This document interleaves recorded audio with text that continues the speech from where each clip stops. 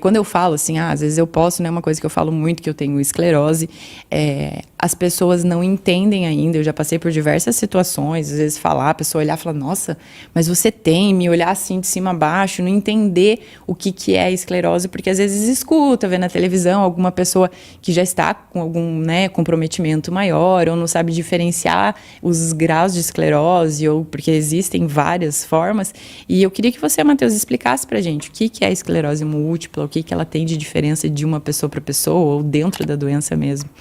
Joia, então a esclerose múltipla, ela é uma doença que a gente fala primeiro que ela é autoimune. Aí, só de falar que ela é autoimune, a gente consegue derrubar uma série de mitos e de inverdades que os pacientes sofrem. Então, é autoimune, ou seja, todo mundo tem um sistema imunológico, que são os leucócitos, os linfócitos, as imunoglobulinas, as células de defesa que estão ali para nos proteger dos invasores. Nos protegem de vírus, de bactérias, de muita coisa.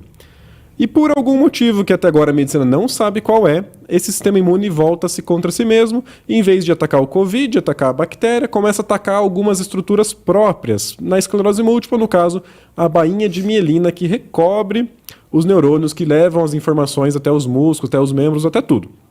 Então, é autoimune, ou seja, ninguém pegou por aí, ninguém não é contagioso, não pegou de ninguém.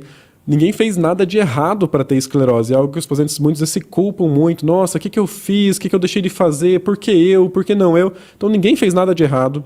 É autoimune, ninguém pegou.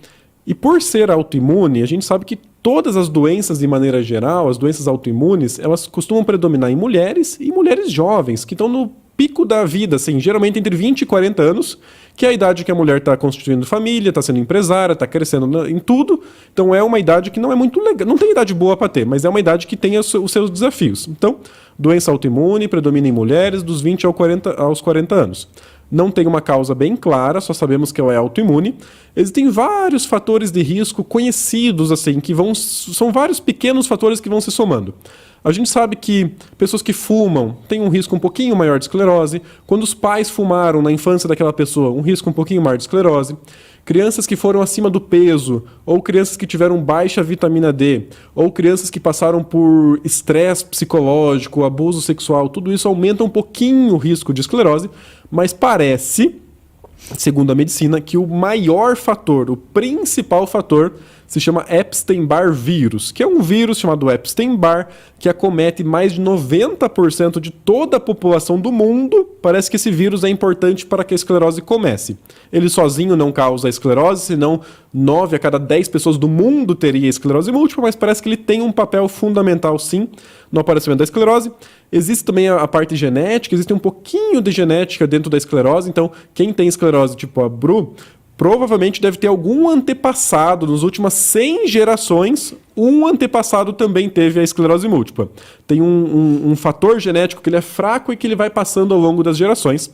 Mas eu falo para os pacientes que o maior fator de todos, apesar da medicina conhecer mais de 10 pequenos fatores que se somam, o maior fator de todos ainda se chama azar. Na minha opinião, é azar. Não tem como ter outro fator. Então, o vírus sozinho não faz, o cigarro sozinho não faz, a obesidade sozinho não faz. Então, mesmo que a pessoa... Eu já vi gente que era acima do peso, era sedentária, fumava, tinha família com esclerose e não tinha o vírus e não desenvolveu esclerose. Então, por que algumas pessoas que não têm praticamente, às vezes, nenhum dos fatores de risco têm a esclerose e outros que têm vários fatores de risco não têm esclerose?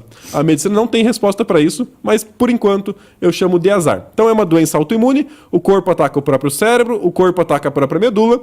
A gente sabe que o cérebro e a medula controlam praticamente tudo que a gente tem. É o cérebro que nos dá a consciência, que nos dá o enxergar, que nos dá o andar, que nos dá o pegar as coisas com a mão, o falar, tudo.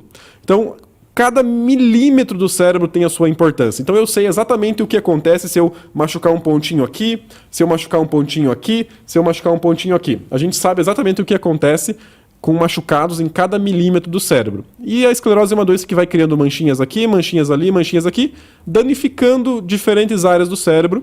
E a pessoa que vai tendo, às vezes, surtos atrás de surtos ao longo dos anos, se acumulando esses surtos, poderá acumular diferentes sequelas, e é o que a gente não quer. A gente trata a doença de maneira preventiva para que surtos não aconteçam e que sequelas não aconteçam também. Então é importante falar que não tem cura, né? É um tratamento para você prevenir, preventivo, né?